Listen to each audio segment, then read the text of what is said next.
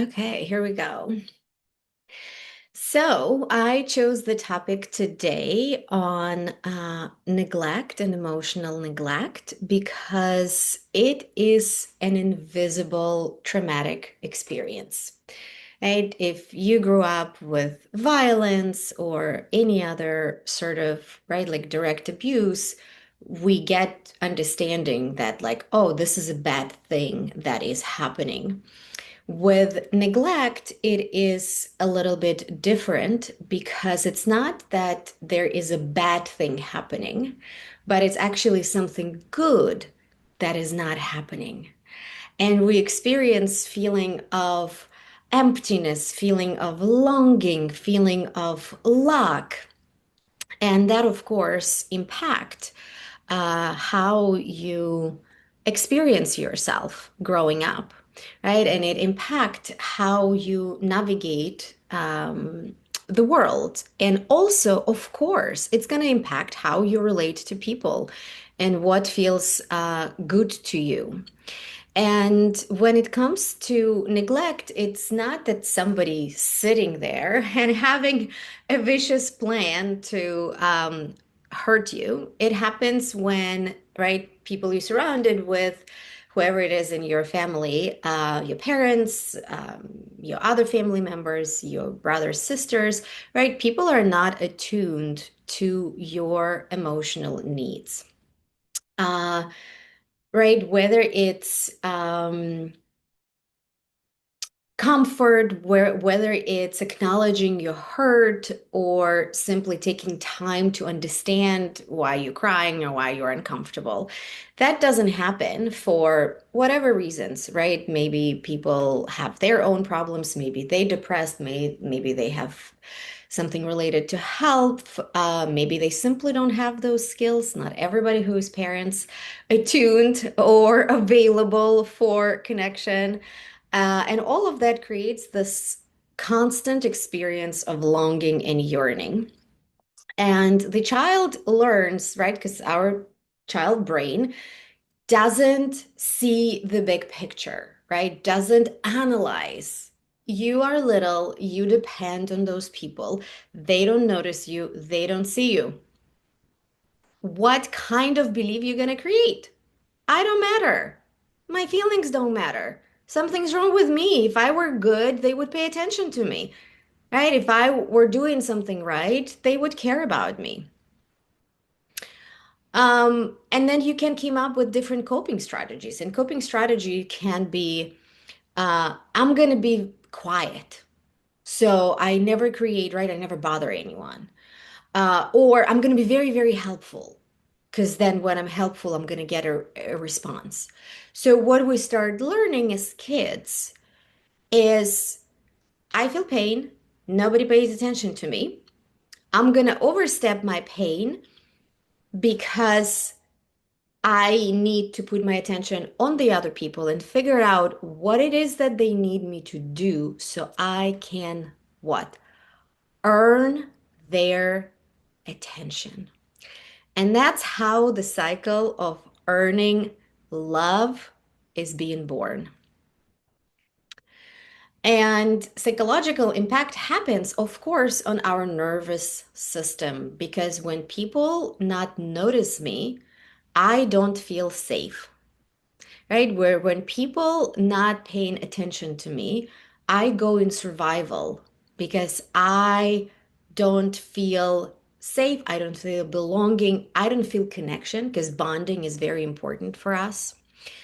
And it creates that constant feeling of survival. You're not relaxed, right? You're a little child and you're not relaxed. You're already learning what it is to live in a survival, in a stress response. And what happens is, right, it's not that people ignoring you forever. There are moments where they put attention on you. There are moments where they say nice things. There are moments where you receive hugs and kisses. And also depending on the family, right, and how the family operate, how love is expressed, it creates an impact on you, right? If you are rewarded only if you're helpful, then what's going to happen? You're going to train to be helpful, right? If you're rewarded for good grades, you're going to train to do that. So you're going to train to do things to make other people feel good so they can give you attention. But, right, if the person is not available or if they give you love only for certain things, what it creates inconsistency. And then it starts creating this idea that I need to earn love and then I'm going to get a reward. And you become addicted to the cycle because, right, when you get your reward, where you get love, care, and attention and validation of your existence, which is ridiculous, right? Because we all need to be seen and loved and validated, and then we can go and live and be happy. But when we have conditions around what it is we need to be and how we need to operate in a world in order for us to get validated, right? In the moments where we get the validation, our oxytocin, our dopamine, all of that goes high. And you like, yes, I'm getting my reward. I'm getting this, right? And there is a spike of those hormones, right? There's spike of those sensations. There's this beautiful feeling on connection. And then there's crash, right? Where, I don't know, you didn't get a good grade, or you were not helpful enough, or you broke something, or they simply in a bad mood, right? What happens? You're not getting that reward, you're not getting the attention. And then this feeling of longing, fear, not feeling safe. And then, of course, how we start internalizing, we start creating a story. Something's wrong with me. I'm not good enough, right? And we start shrinking, shrinking, shrinking, shrinking, shrinking. And that's how walking on eggshells becomes a habit that lives in the body, right? And then we create different type of core beliefs. I'm too much, I'm not enough. If I need something, I will be disappointed. I shouldn't need anything from people. I shouldn't trust people. People are unreliable, right? Love means that I need to earn it. I'm not worthy to be loved just because I exist. I need to do something in order for that to happen. And of course, how it starts coming into the way we relate with people, it starts impacting our attachment style, right? And attachment is how we bond with people. Now, I want to say that it is absolutely normal. It is human. We wired that way. We live in community, we survive surrounded by people, right? We're not loners. So it is part of our biology, it is part of what feels us safe. And there's nothing wrong with attachment in itself. We need to, right? We need to have that wiring to attach, to create our bond, to create our tribe, to create our family, to create our circle of closest people. There's nothing wrong with attachment itself. Attachment is a great thing, and it actually regulates our nervous system because we co-regulate, right? When we together, it helps us co-regulate. So there's nothing wrong with attachment. However, when we get that foundation of inconsistency and nobody explains to us, right, that it's not that I don't love you, I'm struggling, right? It's not that I don't love you, I'm busy, or it's not that I don't love you, my love language is just I don't know, act of service, right? So you need to be useful as a child. Nobody ever explains to you that. So you go on that, right, roller coaster type of dynamic. And what it teaches you is that connection is not safe. Why connection is not safe? Because connection is inconsistent and connection have terms. So it kind of, right, fucks up the way you experience yourself and connect with other people. And this is how anxious attachment or avoidant attachment or disorganized attachment is being formed. And right, depending on the personality, depending on also how sensitive the person is, I truly believe that highly sensitive people, right, people who more attuned to the energy, to the environment, people who are empaths, it's easier, it's kind of like logical for them to develop anxious attachment because they're so open, right? It's like my heart is open. I feel everything, right? If somebody's in pain, I feel it. I internalize it, right? Like I need to process it. I cannot just witness it. So, of course, they start developing a beautiful quality of putting attention to other people. And then, right, chasing the carrot, chasing love, chasing attention, constantly double checking, are they still liking me? Constantly needing validation. Are you here? Are you here? Are you here? Are you still liking me? Right, fearing abandonment, fearing rejection, because all those stories that something's wrong with me, they're so loud, right? And if somebody also on the other spectrum, right, highly sensitive people, they might feel that pain growing up, right? That little child who's so sensitive to pain, right? Their nervous system doesn't have capacity, obviously. No one's nervous system has capacity when you're a child to process pain. But if you're a highly sensitive person and you not feel safe in your environment and that feeling feels so big and so overwhelming, and especially if you're a boy and you growing up hearing, don't cry, be strong, don't have emotions, of course, logically, you're going to shut down that part of you. You're going to shut down putting yourself in a position where you get hurt because you never learn what to do with that pain. You never learn how to process that pain. You never learned how to deal with it in a healthy way so you can connect with people and still receive, right, the beautiful circle of love and presence. So you develop avoidant attachment.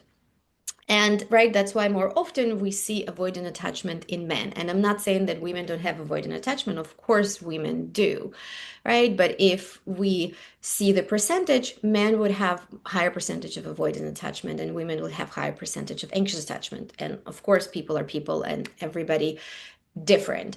But it makes sense because we have, right, like those conditioning and pressure from the outside world that dictates us our behavior.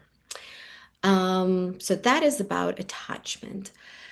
And how this trauma, this experience of neglect shows up in love is that you chase a little bit snippets of attention here and there because they create the dopamine, the oxytocin spike, and inconsistency feels so familiar. It can also turn into roller coaster dynamics in a relationship, right? Where there's a lot of intensity, there's fighting, there's separation, there's coming back together, right? There's this hate, love type of dynamic, or somebody is all over you and then they don't talk to you for 3 weeks, right? And you've been absolutely hooked. It's like, I understand this is stupid, but I cannot think about anything else. It also comes up as self-abandonment. I overstep my own feelings. I overstep my own needs. I overstep my own desires. I'm afraid to ask for them because people will make fun of me. People will reject me. So I'm not going to pay attention to my needs. I'm going to completely neglect. Now I'm neglecting myself because my attention is constantly of people and I'm preoccupied to be useful, to be in service, to earn love. And I'm ignoring, am I actually yes or no? Do I actually want to do it or not? I'm ignoring my own well-being. I'm not noticing then I have pain, right? I'm not taking care of myself in any way. It's of course an exaggeration, and it's an important thing to understand because when you do self-abandonment, in my opinion, it's you re-traumatizing yourself again. And it's kind of like that hole gets deeper and deeper because not only other people neglecting you, not only, right, that's an imprint how you relate and that you're going to be attracting that, but you neglecting yourself. So it's like you don't have a safe space anywhere at all. So it's very important to do a revision and check with yourself. Am I self-abandoning myself?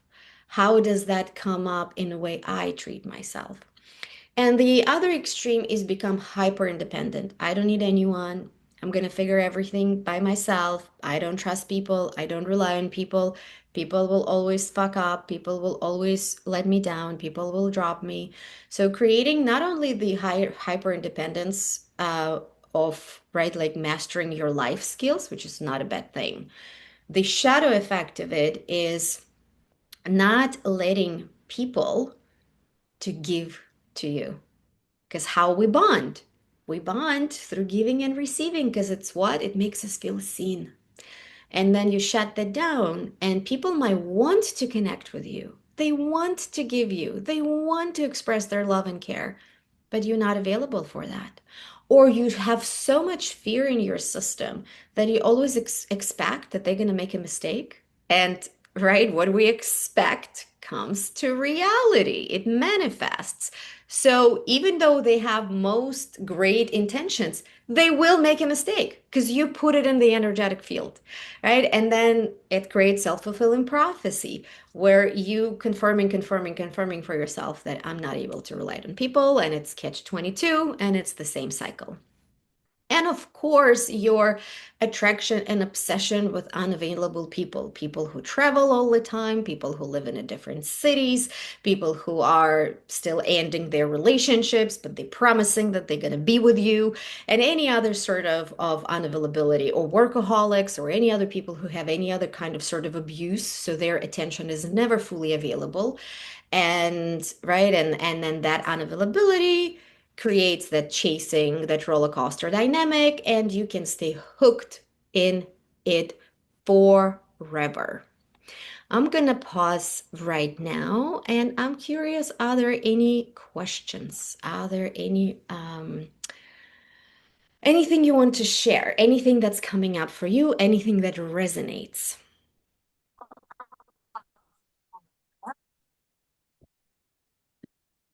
Hi, Maya. Thank you for doing talk. Scared that it would be recorded. Um, I'm from New York City, and I'm 61 years old. And everything you described, I've done my entire life. Mhm.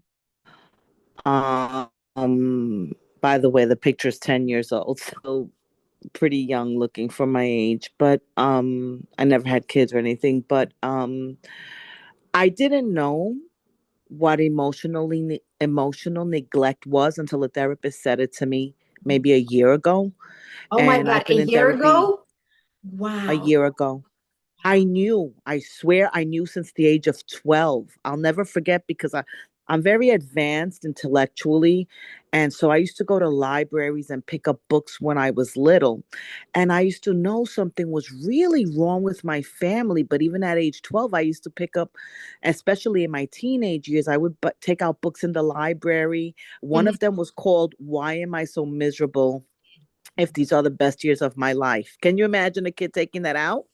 So mhm, I knew my family was sick. There was something really wrong with them. You're correct. I had food. Nobody beat me, but they were sick. Nobody gave me love. mhm. And I didn't know this until last year when the therapist said it. I said, that's the word. That's exactly. No one acknowledged that I was alive. Nobody was kind to me. Nobody rewarded my academic achievements. I had no role. I've walked around invisible in my family. Invisible. I'm 61. I'm 61. And I swear if God forbid I died, they would give two shits. Like, and this definitely established itself in my relationships with men. I was very attractive. I Mhm, used to get boyfriends all the time. I used to keep the relationships as sexual. mhm. So like I just enjoyed having sex with good-looking men. I never had any abusive boyfriends. But yes, my boyfriends were always athletes, politicians, people that were not going to provide a home for me. Yeah. um but I always said I want to get married and have a family that I never had growing up, Yeah. but I never went to people that were going to give me that. And no one, I was lucky with boyfriends. No one, thank God, was ever abusive to me or anything like that. But, and I know that many of them fell in love with me, but it was more in a passionate way, but not a way to establish a family. So this couldn't have come at a better time. Mm. And it's so painful. Yeah. It's so incredibly painful. It's the reason why I didn't have kids, because I was like, I don't want my kids to meet these people. Even my sister is emotionally detached because my parents told us, stay in your own corner. And Mhm, my parents are divorced, but both of them are narcissists. None of them gave us love. mhm, And they divorced when I was 14. So I became an adult at 14. I had to buy my own food, buy my own Kotex, etc. And I didn't have kids because I said, unless I find a man who has a beautiful, loving family, I will not put my kids through this torture, even though I couldn't define it like we're defining it today.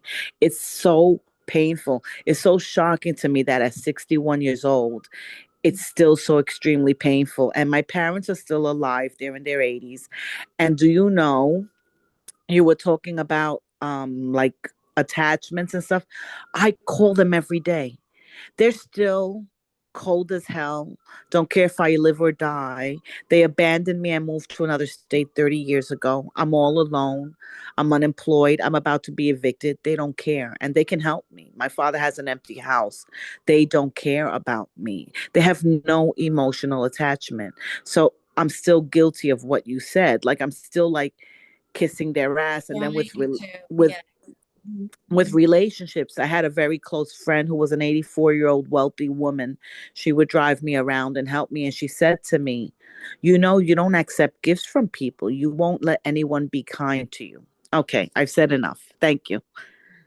Well, thank you so much for sharing so openly. And I truly believe that what's really important is the rest of your life. Not, right, look back and if there's any thoughts, why didn't I know this earlier? Doesn't matter. What's matter is the rest of your life and what you will start choosing today. And I am celebrating you for doing that and for becoming aware, right? And see those things about yourself. And I'm going to talk a little bit about what steps can you take to work with this. But awareness and knowledge is 50% of creating and start choosing different life and different relationships. Thank you. Yeah, thank you. So, yeah, I want to talk a little bit, and then I'm happy to hear more of your questions and stories. Talk a little bit, well, what do we do with this? Uh, right, because number one, as any trauma, right, trauma, it's not what happened, and trauma is actually not a story. It's simply how I internalize that. And with neglect, because it activates your survival for prolonged amount of time, right? Like it's not only dramatic that neglect is invisible, because you can walk through life not knowing what the hell happened and why I'm feeling so miserable and why I constantly feel so depleted and so unlovable, right? So there is drama of neglect is that it's invisible because, right, you have a house, you're being fed, like you have everything that you need, you have a roof under your head, you technically have caregivers and family, but something is missing, right? It's like the elephant in the room that nobody talks about, right? So one part of it is that it's invisible. The other part of it, it is prolonged chunks of time, right? If you growing up all your childhood with this inconsistency, this is how your body and your nervous system lives. And that's how you, right, you establish a habit of responses, reactiveness, defense strategies, and overall feeling. And that's right, like that's the hard part of it, that we developing a habit not only with the stories, right, not only with immediate reactions to people behaviors or unavailability, because we already have a story, right, that been there for whatever amount of time that we alive. But there's also response in the body, and one of the responses is shrinking, right? One of the responses is making yourself smaller. One of the responses is feeling uncomfortable, or feeling this profound longing, and you have no idea what the hell to do with it.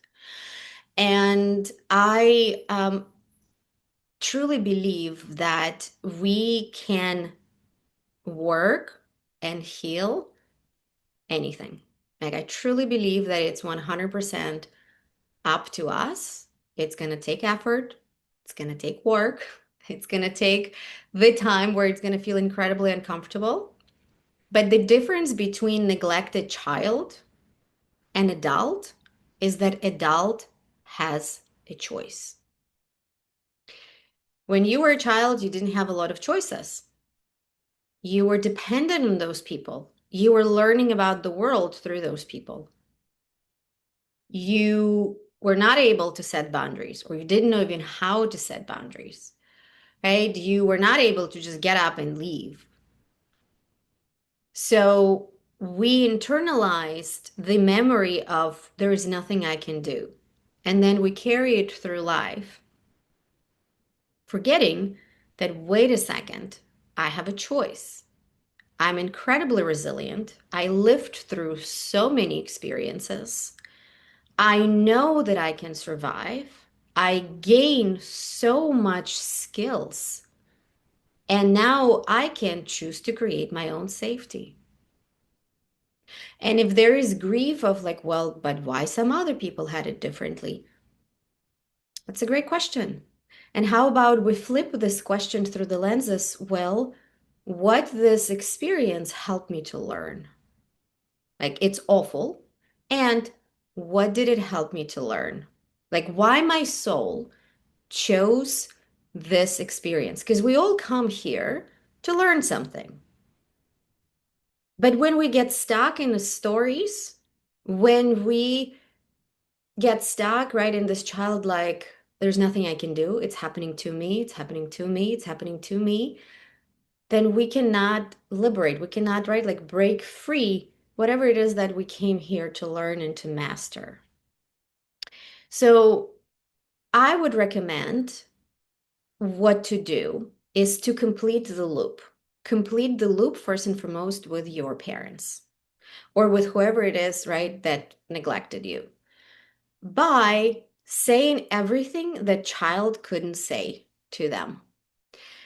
And you can do it in front of the mirror and just say it out loud and like see your own reflection and see the pain. Because one thing is feeling the pain, different thing is seeing your own pain, like witnessing your own reaction, your own tears, your own hurt, and seeing it. It makes it even more stronger. You can also write down a letter. Yeah, you can say, "Hi, mom. Hi, dad. Here is things that I never said," and just pour your heart out, right? All the hurt, how it wasn't fair. How the hell dare you to do that? Who the fuck are you, right? Like, I hate you. Anything that child never could say. That also an act of separation. You stepping out, right, from their bubble, from the bubble that like, oh my God, I depend on you. My survival, right, like depends on you.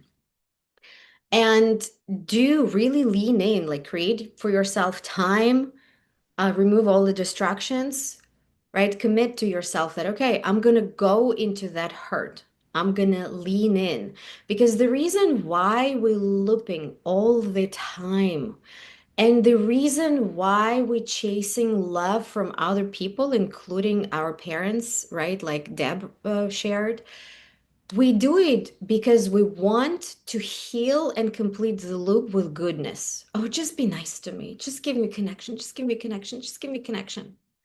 Right? So by chasing love and attention, what are we doing? We are avoiding and leaning into devastating pain. So child could not lean in into that pain because that pain is bigger than the child, right? Physically and emotional capacity of a child. Now, as adult, you can do that. And that's how you complete the loop. Because, right, your pain of not getting the attention was never witnessed and acknowledged by anyone else, including yourself. Because you couldn't do it. Not because you're stupid, not because you were not brilliant as a child. You couldn't do it. Now you can. And that helps to complete that loop, right? And the beautiful thing about our emotions, we think, right? Like you might listen to me right now, like, oh my God, I cannot do it. It's so painful, so scary, it's so big. It's an illusion. Emotions are like waves, they just need to reach a peak and then they're going to go. Right? Like you're going to self regulate. After you cry, after you scream, after you burn this letter, you'd feel like, oh my God, I feel so much lighter. right? Because that's built in our bodies. We would never survive as humans if our bodies didn't have a capacity to feel the peak of any emotion and then come back into self-regulation. And actually, that peak is what helps us to complete that loop. So after you, right, complete that loop and express that, right, you throw stuff out. And the law of energy works, right? When one thing leaves, we need to think of what it is that we want to call in. And a great thing to do is to rewrite your story. Because one of the things, right, when we do any kind of healing work, when we do any kind of practices, often we put so much attention on release and doing the hard emotional work. And we never think of, well, what now I want to let in? What is my new baseline? What is it, right? The acceptable behaviors for me? Or what kind of relationships I want to have instead? And that's an incredibly important question because what happens is even if you release, right, your emotional charge, even if you complete that loop, and there is nothing new, your brain still operate, right? And your habits in your body, because all habits die hard, right? If we don't pay attention to our habits, they come back. And the story that I have in my head will also be coming back all the time. So even though I released the charge, what I'm thinking, what I'm feeling still operates on the old foundation, right? So any of release practice, any of completion practice is just step number one. But if there is no step number two, you basically continue to living this groundhog day all over again. And then, right, and then you create a new story. Well, what the hell? I'm healing, healing, healing, and nothing happens. And that, right, again, you start sinking and coming back into, right, finding all the self-fulfilling prophecies again and again and again and again and again.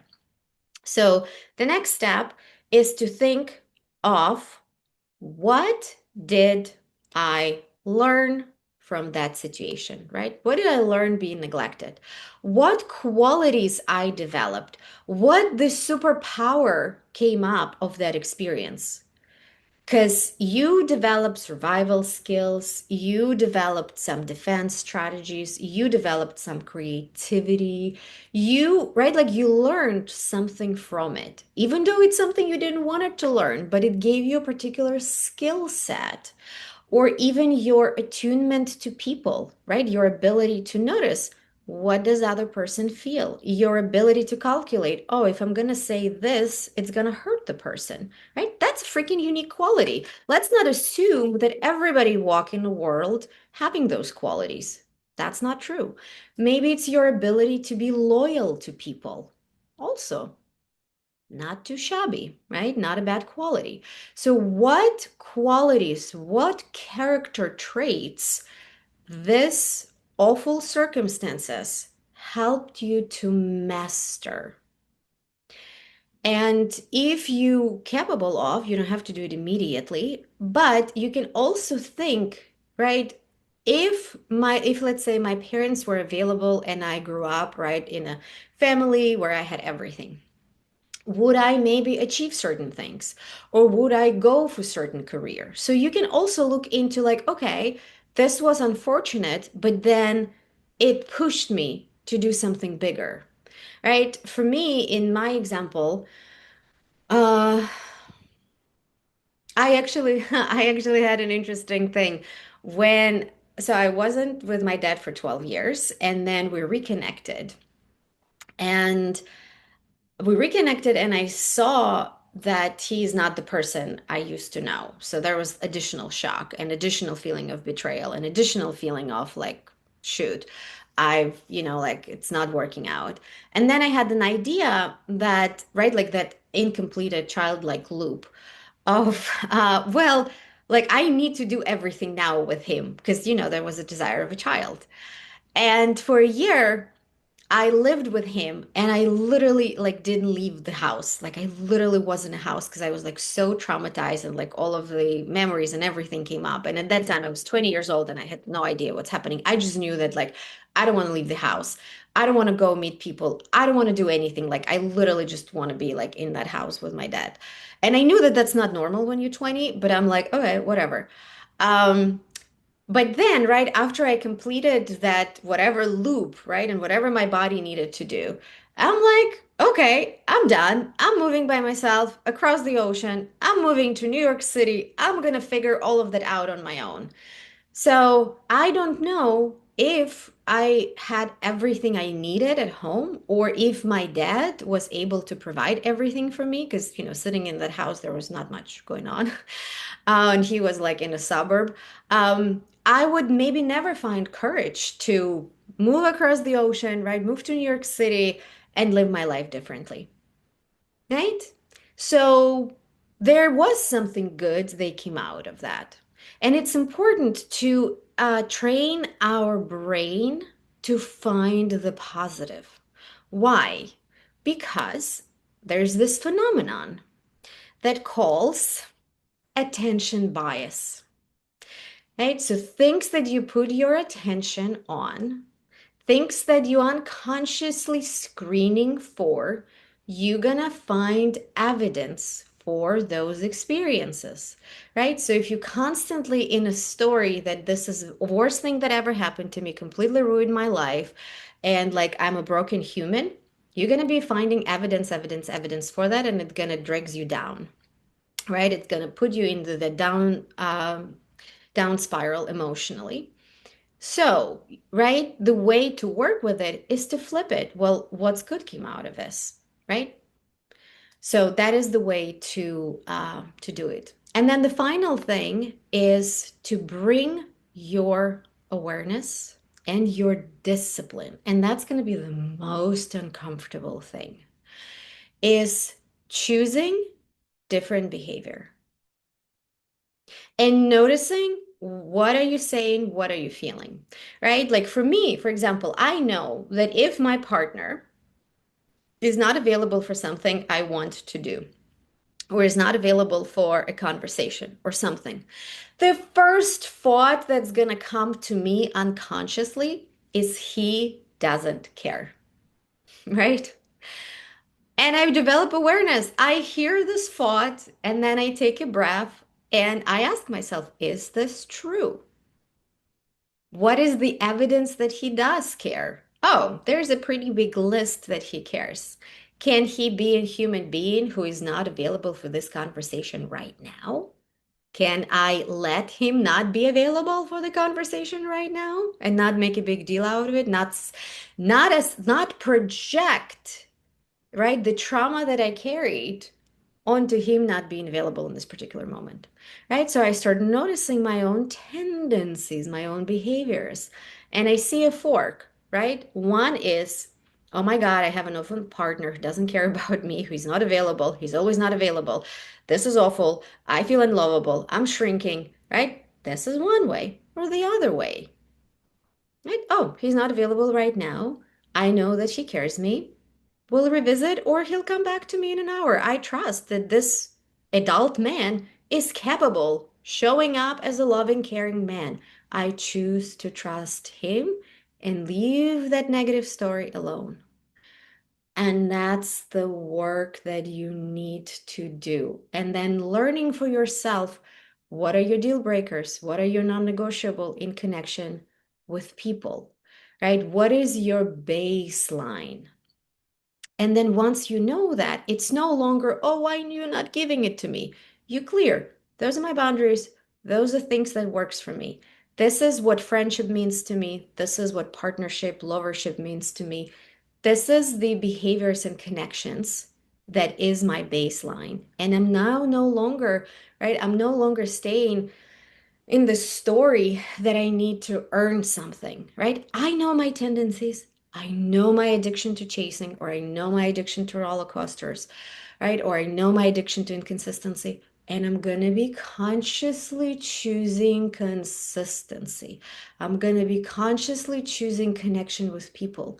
And even if I'm getting bored or overwhelmed, I'm going to notice that. I'm going to take a deep breath, right? I'm going to remind myself, what am I choosing? What am I choosing? What am I choosing, right? Exercising your adult power of choice. And of course, one of the most important things, practicing expressing your needs and desires, right? Practicing letting people know what do you feel, what do you need, which is a whole thing, right? It's not going to happen overnight. It's not going to happen when you read a book. And that's why I have a group that calls Voice, where women come in with intention exactly to practice saying their truths, practice to uncovering their desires, practice to learning how to do that. So that's one of examples how you can do that. But that's all of it. It's a process. And at the core of this process is your choice, is your dedication to saying to yourself, that's my baseline now. I'm choosing a different foundation. I'm choosing to live differently. I'm choosing to treat myself differently. Because that's right, like that's everything. Because in order for me to have experiences where people are not abandoning myself or neglecting myself, I need to what? I need to not abandon and neglect myself. So I need to choose to do my internal work. Any thoughts or questions?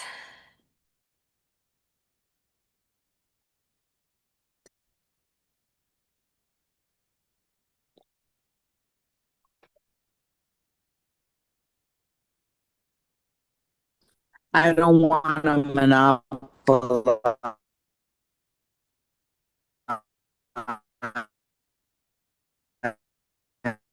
Something with the sound. I don't hear. So, Like you're if breaking up. does anyone else want to say anything before I start talking? To ask you, Maya. Uh, Oh, now I can how hear you. about now? Now I can hear you. Yeah. Okay. Okay. Yeah, I didn't want to monopolize. So if anyone else, needs to speak, I'm happy to, take a back seat. But what if as I said earlier, right now, like my world collapsed when I lost my job, and I'm a single woman in New York City, and I lost everything. I lost all my saving. I'm basically starting over at this age, which I did everything right in life. I put myself through college. I got into many graduate schools with scholarships, but I couldn't go because I just didn't have the money to survive or to move or to get a car or to drive or to get housing. So I ended up like having these crappy jobs that paid my rent. And then when that ended, I'm destitute now. So I still seek from my parents, even though they're not giving to me. Maybe that's not anything you can answer, but I guess my point is I think like the exercises and things to do would be so much easier like if I was financially stable, but I'm pretty desperate and destitute right now, and it's not like I have a husband or anyone else, and I just keep like trying to beg them to help me, but they won't. Like it really doesn't get anywhere. It actually becomes very painful because my father lies about me to relatives and tells them stupid things like, oh, she doesn't know how to budget. Meanwhile, I've supported myself for 40 years entirely. I've put myself through college and graduate school. Well, I'm the he only one in my family who ever paid rent.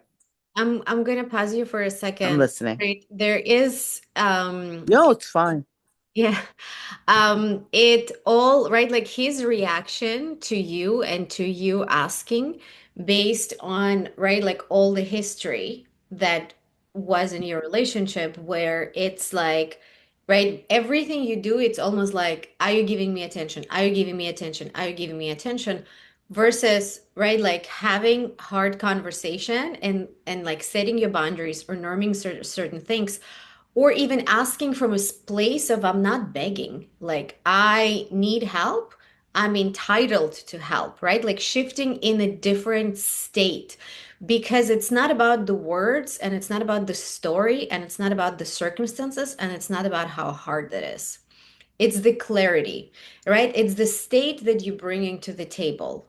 Like people respond to how we feel. Like there's communication that happens body to body and it happens pretty fast. Right. And when we come to people like this, or when we come to people with a lot of unprocessed resentment, all of that is where communication happening. It's not here. It's not words. And we unpack that in voice. We work that in voice because voice is not about prompts and communication is never about prompts. It's not about learning nonviolent communication. You need to work on all this gunk and garbage within you, unprocessed resentment, hurt, begging, thinking that you less off. All of that needs to go. All of that absolutely needs to go. So I would not attempt any conversation with your family until all of that has not been processed, because it's going to be the same result over and over again. What I would practice right now is really, right, like flipping the mindset and trusting that I have everything that I need and opening yourself, right? Literally saying, universe, okay, I need your help.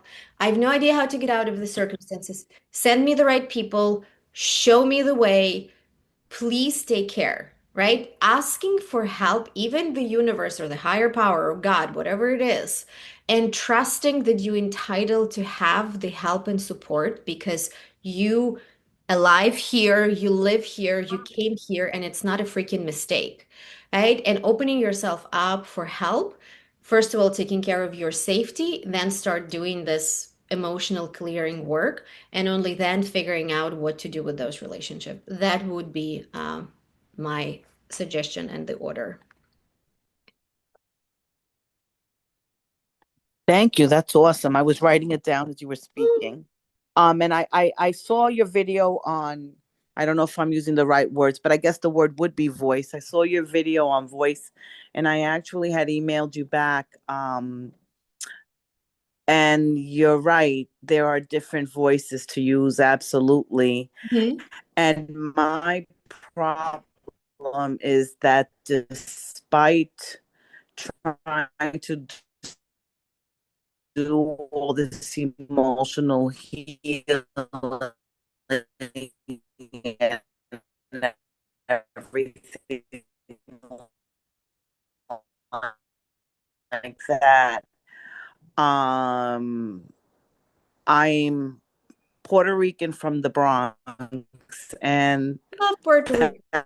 that comes out. It'll just that craziness that, and then like I'm trying to work on my voices because my instinctive voice is that passionate, but it's that if that makes sense to you. And yet I do family, it comes out like all rationale goes out the window and I just become this like crazy Puerto Rican. I know that may sound weird, but I think the voice part is important because we're not going to get what we want if we don't say things the right way. So I'm going to do what you said and stop begging them and ask the universe. And then I guess I have to work on the voice that I use when I speak to them because I get emotional. He's an 84-year-old Puerto Rican man. He's a simple man. He's not going to understand me trying to have this conversation. And I'm angry at myself. I actually feel sorry Yeah. that I treat him this way. I feel very guilty. And I'm so mad at myself. Mm. Yeah, but first do the letter when you tell him everything how you feel hurt. That's very important. That's very uncomfortable thing to do, but it's important to write it. You don't have to tell it to his face, but either write a letter or either speak it up in front of the mirror so you can hear yourself imagining that he is there. That is very, very important to do because there is a resentment that needs to be cleared out and it needs to be right? You need to take it out from your heart, from your soul, and let it out. And you cannot internalizing it. Because this is, right, when you go into like, oh, I don't want to yell at him. I don't want to treat him that way. Like that's you trying to, right, like put that anger and resentment under the rug. And you cannot afford doing that, right? Because if while they still alive and you possibly want to change your relationship, that needs to be cleared out also for you and the rest of your life. You don't want to carry it with you because it poisons, right? It poisons everything. And whenever you can, would highly recommend joining our voice group. It is ongoing. You can join anytime, and we do a lot of different work related to speaking our truth. Yeah. Thank you.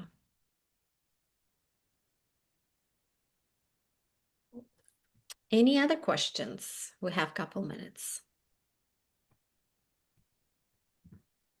I see you unmuted yourself. Do you have a question? I do. Can you hear me? Yes. Oh, great.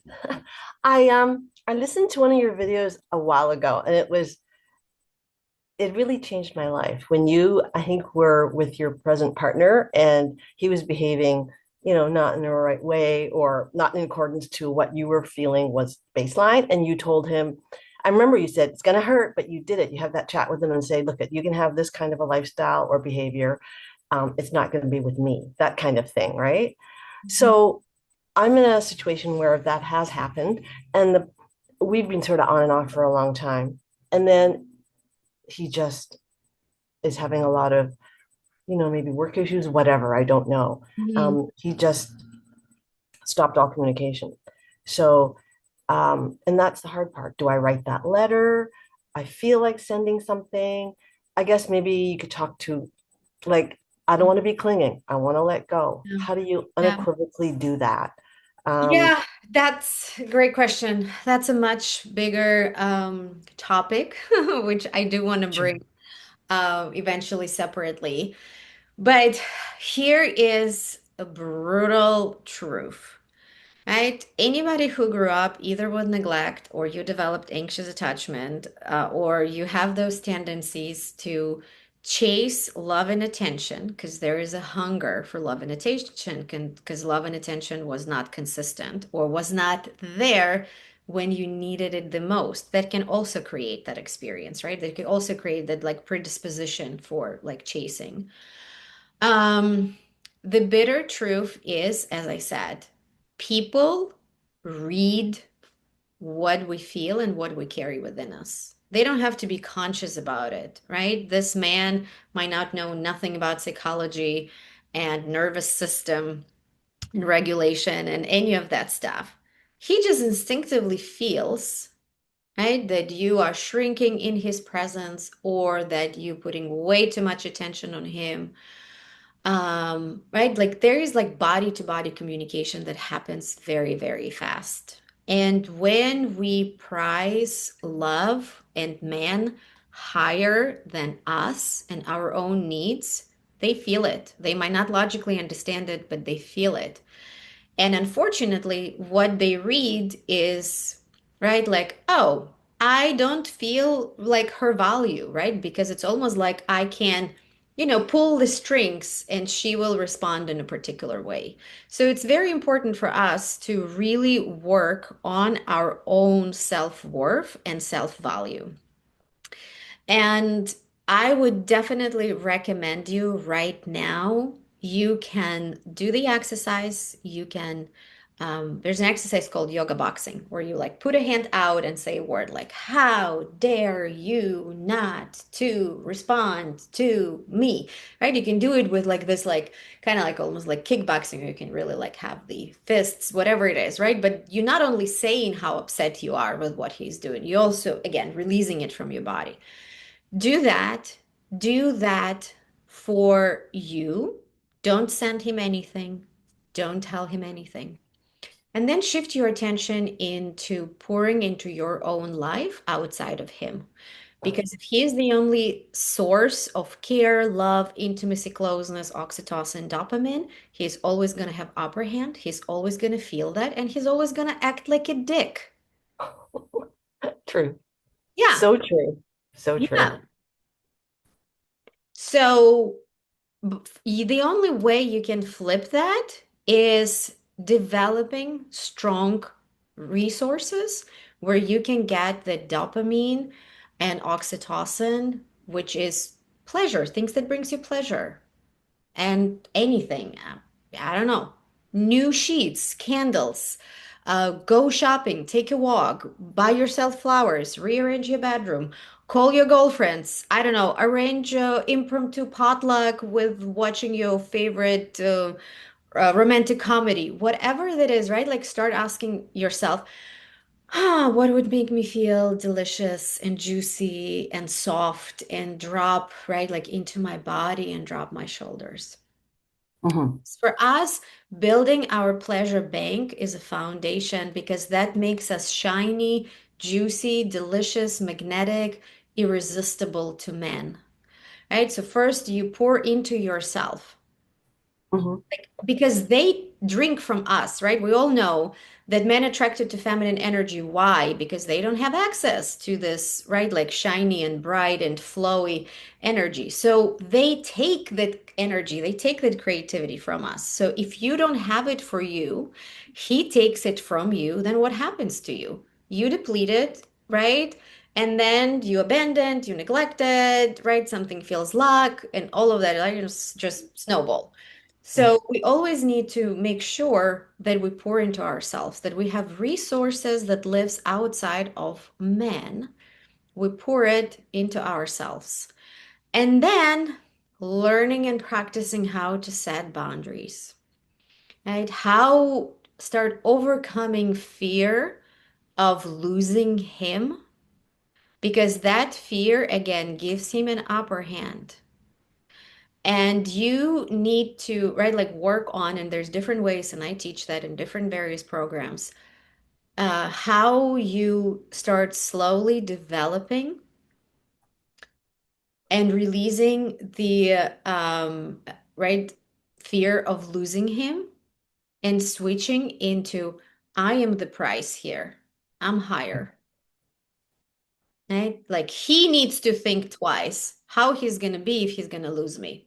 But it's not going to happen abruptly, right? Like, and we can't act in it. It first starts with pouring into yourself, creating your foundation, having enough pleasure, activities, hobbies, interest that is, right? Like, not just your job and your partner, your boyfriend. There needs to be other things. Because as women, we have so much creativity, we have so much love, we have so much, right? Like, we're multitasking, we're doing things. When we have only job, kids, partner, it's not as diverse. We need more. We need more. We need more. And we constantly need to, right? Like asking yourself, like, what do I desire right now? What would feel good for me right now? Right? That's very, very important piece too. Thank you. Is that sort of that's the embodiment part, isn't it? It is an embodiment part. Yes, it is an embodiment part, but it's also to me, right, like is the piece that it's like rewiring your relationship with yourself. Right. It's the Mhm. opposite of self-abandonment, right? It's the opposite of my kids, my husband, my parents, all of them are more important. It's like, no. First, right? Like on the airline, I put the mask first on me, then on anybody else. So it needs to be the same in the way we operate, right? I would also say it's a behavioral shift. It is an embodiment because right like I want to extend my receptivity to feel and to soften and to just be. That is an embodiment part. But there is also, right, like a behavioral shift where, yeah, that's okay for me to take care of myself. That's okay for me not to be available to those people or to those responsibilities.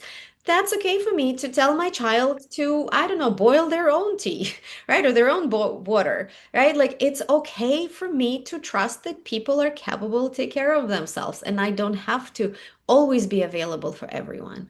Because when we're available for everyone, we're not available for ourselves. And then what? We lose our value as women, right? That's why our parents, our kids, our coworkers, our friends, our partners treat us like a doormat because we're always available. Right. Thank you. Thank you very much.